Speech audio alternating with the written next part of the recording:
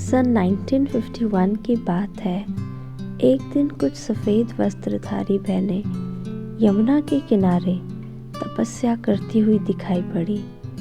जैसे ही माताएं बहनों के सामने गई तो उनके नैनों से रूहानियता का साक्षात्कार हुआ। उनके मुख द्वारा ज्ञान के अनमोल वचन सुनते हुए माताओं को बहुत अच्छा लगा। ऐसा अनुभव हुआ कि ये कोई महान शक्तियाँ हैं। माताजी ने घर में आकर मुझे बताया कि यमुना के किनारे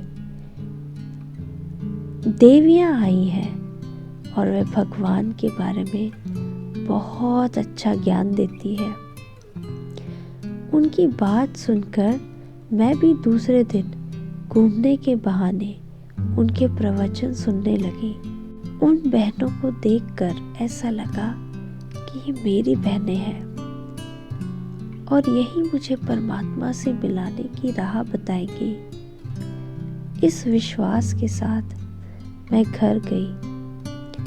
दूसरे दिन माताएं घर के नज़दीक जगन्नाथ की धर्मशाला में उन बहनों को ले आई। ये सुनकर मैं खुशी से झूम उठी और उसी समय मैं उन बहनों से मिलने के लिए धर्मशाला में पहुंच गई। वहां जाकर देखा तो कुछ माताएं शांत अवस्था में बैठी थी, जिससे मुझे असीम शांति और खुशी की अनुभूति हुई। परंतु भगवान को याद कैसे किया जाता है, उसका ज्ञान नहीं था। मन ही मन कहने लगी कि भगवान, मैं तुम्हारी पुत्री हूँ, तुम मुझे अपनी गोदी में ले लो। बस ये अंदर ही अंदर जपती रही। जपते जपते मुझे एकदम सफ़ेद लाइट दिखाई देने लगी और मैं शरीर से हल्की हो गई, परंतु डर गई थी। पता नहीं मुझे क्या होने लगा है। मैं उस स्थान से उठकर दूसरी जगह बैठ गई। फिर देखा कि सामने विष्णु चतुर्भुज बाहें पसारे मुझे बुला रहे थे। ये दृश्य देख मेरी आंखों से आंसू आ गए और मैं उनकी बाहों में समा गई। थोड़ी देर में ये दृश्य लुप्त हो गया और देखती हूँ कि मैं चलती जा रही हूँ। आगे एक बहुत बड़ा समुद्र है। समुद्र को देखकर मुझे बहुत प्यास लग गई। ऐसा लगा मानो मैं बहुत जन्मों की प्यासी हूँ। मैंने समुद्र के किनारे जाकर पानी पीने की इच्छा से पानी में हाथ डाला, परंतु हाथ पानी को नहीं लग रहा था। मैं प्यास से बहुत व्याकुल थी।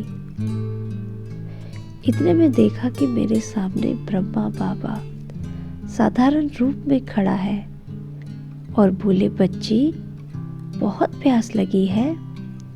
तो मैंने बाबा को देखकर बोली, जी बाबा। बाबा बोला, बच्ची, ये साधारण जल नहीं, ज्ञान अमृत है। इसे सदा पीते ही रहना। पियोगी? मैं बोली, जी बाबा, पीऊंगी।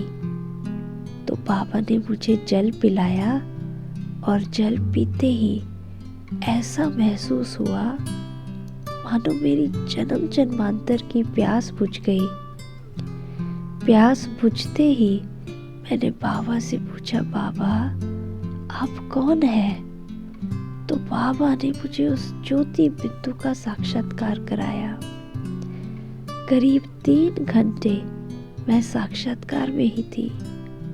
ज्योति बिंदु को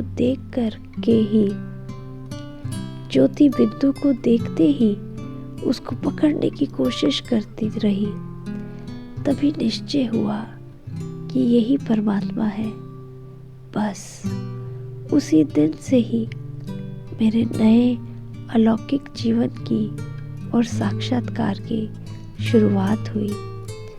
फिर रोज़ क्लास करने जाने लगी। इसका दूसरा भाग देखने के लिए यहाँ पर क्लिक कीजिएगा।